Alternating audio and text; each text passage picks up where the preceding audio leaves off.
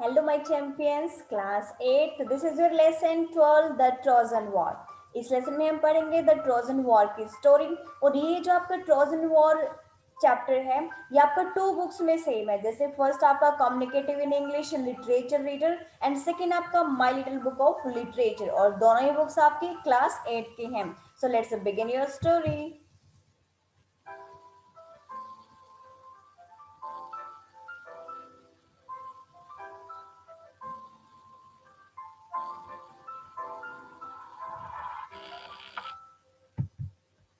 Yes guys, ये जो आपका लेसन है, lesson 12 the Trojan war. Actually ये क्या है, ये आपका ट्रोजन वॉर को लेकर के है, जो कि ग्रीक की एपिक पोइम जो है उसके अंदर बहुत अच्छे से लिखा गया है। और ये जो वॉर है, ये डिस्क्राइब करता है ट्रोजन वॉर को, जो कि आपका कहाँ से लिया गया, ग्रीक से और ट्रोजन से लिया गया। ये जो वॉर था वो 12th सेंचुरी और 13th सेंचुरी के बीच में हुआ था। और ये जो वॉर है, इसके अंदर जो करेक्टर्स हैं वो ह्यूमन और डिवाइन दोनों के ही लिए गए हैं। मीन्स यहाँ पर ये जो ट्रोजन वॉर है वो ग्रीक्स जो यहाँ पर रहते थे उनको लेकर के यहाँ पे लिखा गया है। और ये जो वॉर था वो 10 years तक चला। और ये जो सिटी है ट्रॉय, आजकल इसको किसके नाम से जाना जाता है, टर्की के नाम से जानते हैं इसको। सो लेट्स बिगिन द स्टोरी। किसमें है क्या, ये कौन सी लीजेंड थी, कौन सी स्टोरी थी। तो अकॉर्डिंग टू द लीजेंड, मतलब जो पुराने टाइम की अगर हम बात करें, पुराने साल की, पिछले समय की, तो इसमें क्या था, पैलेस की जो थी वो शादी हो जाती है थिडीज के साथ। और यहाँ पर जो loveliest of the Nereids all the god in goddess, तो यहाँ पर जैसे मैरिज होती है इन दोनों की, तो दोनों की मैरिज की वजह से इनको ये जो है वो गॉड और गॉडेस को इनवाइट करते हैं, अपनी शादी में इनविटेशन देते हैं। तो सबके सब यहाँ पर आ जाते हैं, लेकिन जो एरिश होता है उसको नहीं बुलाया जाता। एरिश जो गॉडेस होती है उसको एक तरह से वो झगड़े की, मतलब उसको माना जाता है कि ये जो है वो कैसी गोडेस थी, बड़ी झगड़ालू सी थी। और इसकी वजह से वो बहुत परेशान हो जाती है कि सिर्फ उसको नहीं बुलाया जाता लेकिन और सभी को यहाँ पे बुला लिया जाता है। तो इसकी वजह से वो क्या करती है, वो एक यहाँ पर चाल खेलती है। और वो क्या करती है, एक गोल्डन एप्पल को वो है उन सब के बीच में, जितने भी गेस्ट इकट्ठा होते हैं उन सब के बीच में फेंक देती है। और ये जो एप्पल होता है वो उसको जो है वो लोग क्लेम करने लगते कि नहीं ये मेरा एप्पल है, फिर वो कहते नहीं वो मेरा एप्पल है। तो इसको क्लेम करने के लिए यहाँ पर 3 पर्सन सामने आते हैं। एक होता है एथेन, और दूसरा होता है हीरा, और थर्ड होता है एफ्रोडाइट। तो ये जो 3 पर्सन होते हैं वो कहते हैं कि नहीं ये गोल्डन एप्पल हमारा है। हूवर सोन क्वेलिंग, और ये तीनों के तीनों बहुत बुरी तरह से लड़ने लग जाते हैं इस एप्पल को लेकर के। तो जल्दी वो सोचते हैं कि क्यों ना हम जो है वो जेसस के पास पहुंच जाते हैं अपनी प्रॉब्लम को लेकर के। लेकिन ये जो जेसस होते हैं वो मना कर देते हैं कि भाई मैं इतना डिफिकल्ट डिसीजन नहीं ले सकता कि मैं गोल्डन एप्पल किसको दूं। ही सेंड द गोडेस, तो वो जो है उन सभी देवियों को किसके पास भेज देता है, माउंट एडा के पास भेज देता है। जहां पर जो है वो पेरिस जो होता है वो क्या कर रहा होता है, यहाँ पे शिप्स के साथ जो है यहाँ पर उनको चरा रहा होता है। तो जितनी भी गोडेस होती है वो सबकी सब इकट्ठी होके वहां पर उसके चारों तरफ वो जो हैंडसम शेपर्ड होता है, मतलब जो हैंडसम जो चरगाहा होता है जो उनको चरा रहा होता है उसके आसपास जाकर के खड़ी हो जाते हैं। और उनको बोलते हैं कि अगर तुम हमें ये गोल्डन एप्पल दोगे, गिफ्ट के तौर पे दोगे, तो हम तुम्हें एक और अच्छा ऑफर देंगे। तो तीनों अलग अलग ऑफर करते हैं। एक कहते हैं कि अगर तुम मुझे गोल्डन एप्पल दोगे, तो हीरा प्रॉमिस करता है कि वो उसको पावर और बहुत ज्यादा मतलब रिच बना देगा। तो एथेन कहता है कि अगर ये उसको देगा तो उसको क्या करेगा, ग्लोरी, मतलब उसकी शान में, उसकी पर्सनैलिटी में और उसकी फेमस, उसको बहुत ज्यादा फेमस बना देगा। उसके बाद एप्रोडाइट कहता है कि अगर वो गोल्डन एप्पल वो उसको ऑफर करेगा तो ऑब्वियसली वो क्या करेगा, बहुत ही मतलब मोस्ट ब्यूटीफुल वीमेन जो है वो उसकी वाइफ बनेगी। तो पेरिस सोचने लग जाता है कि क्यों ना मैं लास्ट जो थर्ड ऑप्शन है उसी को सिलेक्ट कर लूं। तो जो एफ्रोडाइट बोलता है तो उसको वो सिलेक्ट कर लेते हैं, कहते हैं कि ठीक है मुझे तुम्हारा ऑफर ज्यादा सही लगा तो ये गोल्डन एप्पल मैं तुम्हें ऑफर करता हूँ। तो इस तरह से वो जस्टिस कर देता है। और वो जो पेरिस होता है वो क्या करता है, वो गोल्डन एप्पल किसको दे देता है, एफ्रोडाइट को दे देता है। मेकिंग एनिमीज, अब वो जो दोनों दूसरे गॉडेस थे वो दोनों के दोनों उसके दुश्मन हो जाते हैं, क्योंकि तीन थे, तीनों ने क्लेम किया कि ये हमारा है, ये हमारा है, ये गोल्डन एप्पल हमारा है। लेकिन जो पेरिस होता है उसको थर्ड का ऑफर पसंद आ जाता है तो उसको गोल्डन एप्पल दे देते हैं। तो जिसकी वजह से वो दोनों जो दूसरी गॉडेस होती हैं, जो दूसरी देवियां होती हैं, वो उसके दुश्मन हो जाते हैं। क्योंकि वो जो गोल्डन एप्पल वो किसको दे देता है, एफ्रोडाइट को दे देता है। पेरिस वॉज द सन। अब यहाँ पर ये जो पेरिस था जिसने ये फैसला लिया था कि ये जो गोल्डन एप्पल वो किसको देना चाहिए, तो वो जो है वो कौन था एक्चुअली, वो प्रियम जो किंग था ट्रोय का जो किंग था कौन था, प्रियम था। और वो उसका लड़का था, उसका बेटा था, कौन था, पेरिस। पेरिस उसका लड़का था। दो ही वॉज बोर्न, बेशक देखो रॉयल फैमिली में बर्थ हुआ था उसका, लेकिन फिर भी उसको बहुत ज्यादा ऑब्सक्योरिटी के अंदर पाला गया था। क्यों, क्योंकि एक बार एक ओरेकल हुआ था। ओरेकल मीन्स एक भविष्यवाणी हुई थी, एक आकाशवाणी हुई थी। ओरेकल मीन्स यहाँ पे आकाशवाणी हुई थी। प्रोफेसिस मीन्स यहाँ पर भविष्यवाणी, मीन्स एक आकाशवाणी के थ्रू यहाँ पे भविष्यवाणी हुई थी that he would one day bring ruin to the city, कि एक दिन उसकी वजह से ये जो सिटी है वो क्या हो जाएगी, ट्रॉय सिटी एक दिन बर्बाद हो जाएगी। Under the protection of the Aphrodite, अब उसको अपने जो उसको प्राइज मिला था उसको क्लेम करना चाहता था, तो उसी के प्रोटेक्शन के अंडर में वो क्या करता है, एफ्रोडाइट के साथ वो जाके पेरिस की तरफ चलता है। Paris sail for Sparta, Sparta की तरफ वो चला जाता है। वो स्पार्टा की तरफ क्यों जाता है, टू क्लेम हिज प्राइज, क्योंकि वो अपने प्राइज को क्लेम करना चाहते हैं। क्यों, कौन सा प्राइज, कि वो उसको जो है वो मोस्ट ब्यूटीफुल जो है वो वाइफ मिलेगी, the most beautiful woman in the world, क्योंकि वर्ल्ड की जो सबसे ज्यादा सुंदर जो वाइफ है वो उसको मिलने वाली थी, इसीलिए जो है वो अपने इस प्राइज को क्लेम करने के लिए पेरिस चल पड़ता है। वो स्पार्टा की तरफ क्यों जाता है, क्योंकि जो मोस्ट ब्यूटीफुल वुमेन होती है वर्ल्ड में वो कौन होती है उस टाइम पे, हेलन होती है, और जो कि कहाँ पे होती है, किंग ऑफ स्पार्टा की वाइफ होती है। Paris persuaded Helen to award elope with him. अब यहाँ पर जो पेरिस है वो क्या करता है, हेलन को अपने साथ भाग चलने के लिए राजी कर लेता है कि तुम्हें मेरे साथ भागना होगा। दे सेल्ड अवे टू ट्रॉय, तो ये क्या करते हैं यहाँ पर, ट्रॉय से वो वहां पे उसकी तरफ चल जाते हैं, मीन्स वो अपने उसकी वाइफ को वहां से भगा के ले जाता है और वहां से दूर निकल जाते हैं। ओवरकम बाय ग्रीफ, अब अपने ग्रीफ पर, अपने दुख पर काबू पाते हुए, जो वो किंग होता है, कहाँ का किंग होता है, स्पार्टा का जो किंग होता है मैलस, जो मैलस जो किंग होता है स्पार्टा का, कॉल्ड अपन, वो क्या करता है, बुला लेता है। किस किस को बुलाता है यहाँ पर, ऑल द किंग्स, वो सारे राजाओं को, सारे किंग्स को बुला लेता है, और जितने भी चीफ पर्सन होते हैं ग्रीक के उन सबको अपनी हेल्प के लिए बुला लेता है।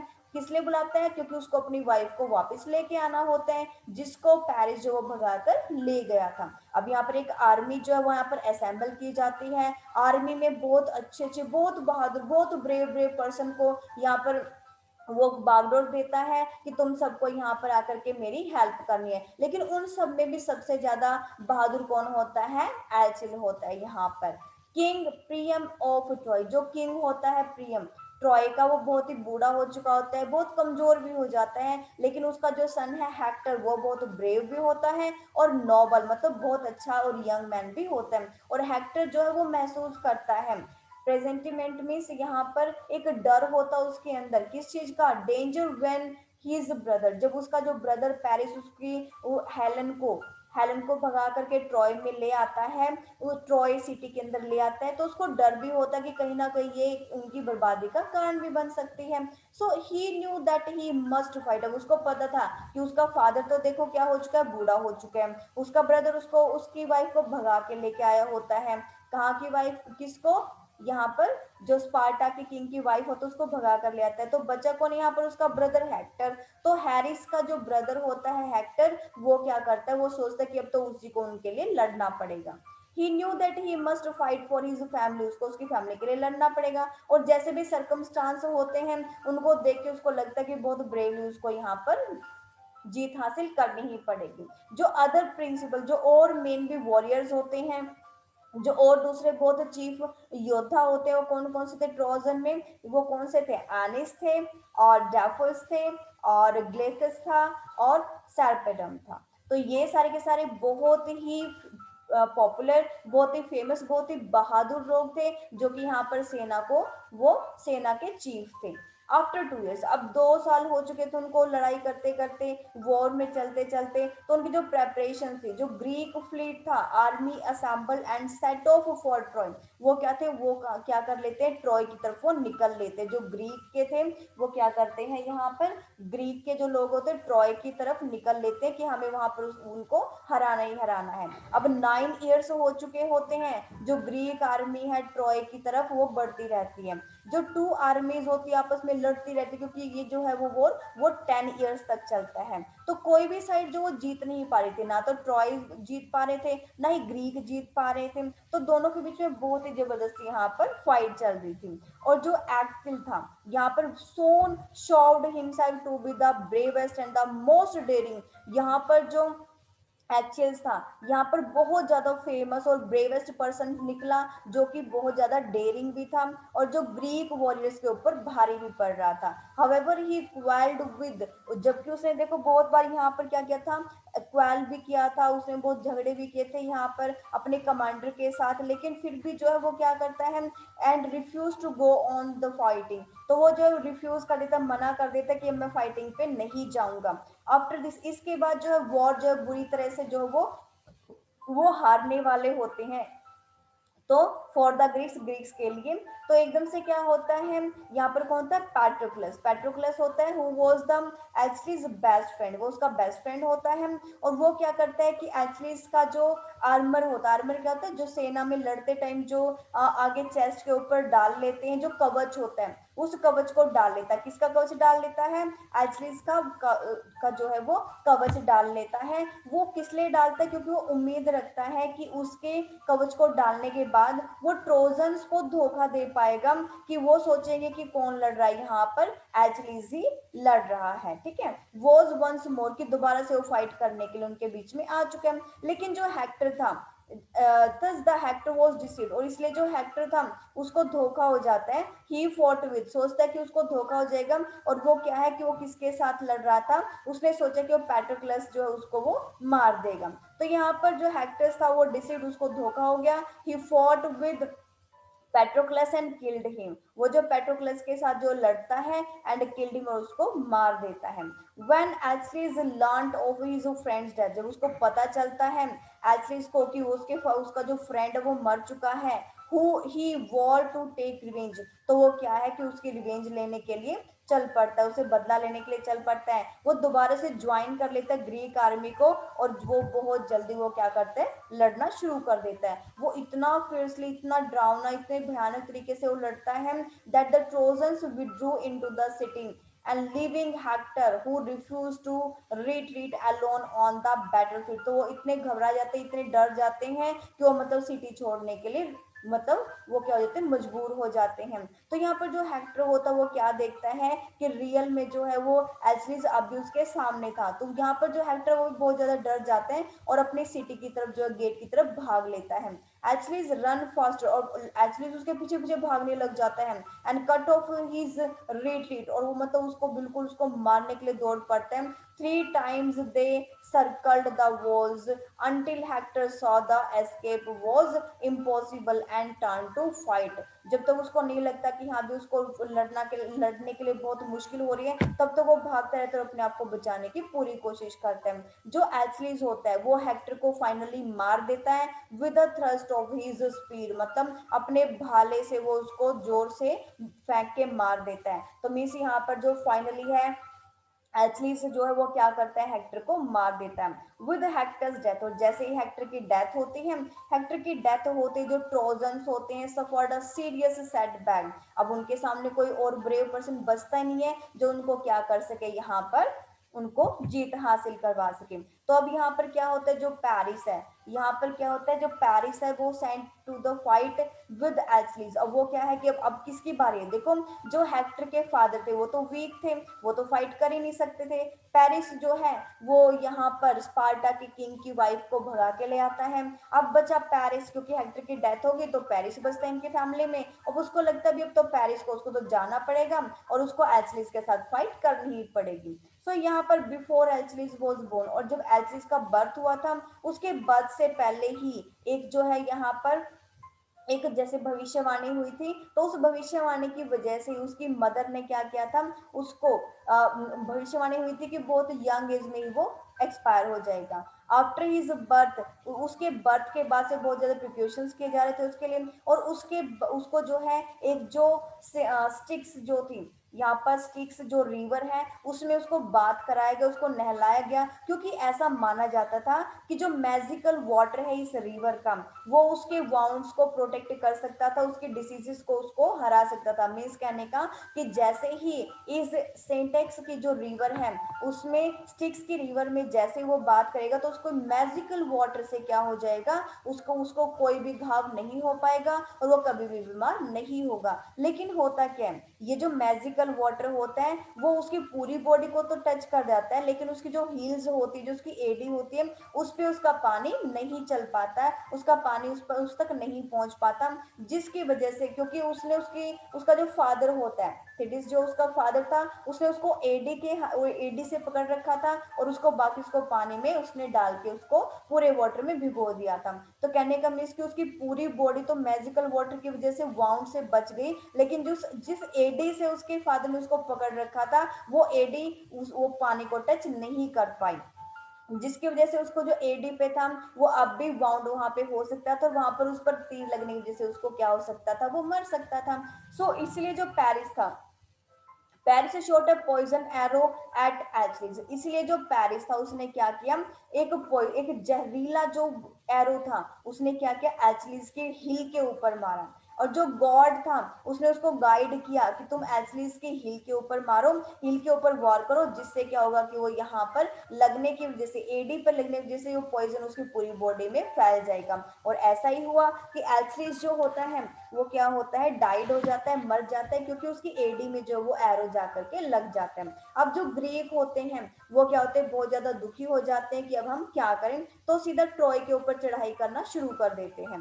अब उन्होंने डिसाइड किया कि हम उन्होंने एक चाल खेली, अब यहाँ पर एक ट्रिक खेली, उन्होंने एक चाल खेली। वो ट्रिक क्या थी, उन्होंने जो है वो दिखावा किया किस चीज का, कि वो जो है उन्होंने एक बहुत बड़ा मतलब ships sail set warriors on the board, मतलब यहाँ पर एक शिप के अंदर उन्होंने क्या किया, सारे वॉरियर्स को भरा और उनके बॉर्डर के ऊपर जाकर के चले जाते हैं। They did not heed head for home and but sail to the nearby island, वो आसपास का जो आइलैंड था वहां पर जाकर के छुप जाते हैं, वहां पर आकर के वो हार्बर जो बंदरगाह होती है वहां पर अपने आप को छुपा लेते हैं। अब जो ग्रीक होते हैं, अब कुछ ग्रीक उनके पीछे जो वो छोड़ देते हैं और वो क्या करते हैं, यहाँ पर एक वुडन हॉर्स बना देते हैं। जैसे यहाँ पर आपने देखा, यहाँ पर ये हॉर्स है तो ऐसा है, लकड़ी का एक वुडन हॉर्स बना देते हैं बहुत बड़ा।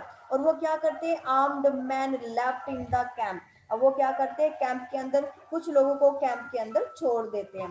क्लाइंब इनटू द हॉर्स, और क्या करते हैं, हॉर्स के ऊपर चढ़ जाते हैं। एंड ओपनिंग वाज शट, और जो ओपनिंग होती है वो बंद हो जाती है। ठीक है, कहने का मीन्स कि सबके सब मोस्टली क्या करते हैं, इस हॉर्स के अंदर जाकर के छिप जाते हैं और बाकी जो है वो यहाँ पर से इसमें इसके बंदरगाह में छिपे रहते हैं और कुछ जो हॉर्स के अंदर छुप जाते हैं।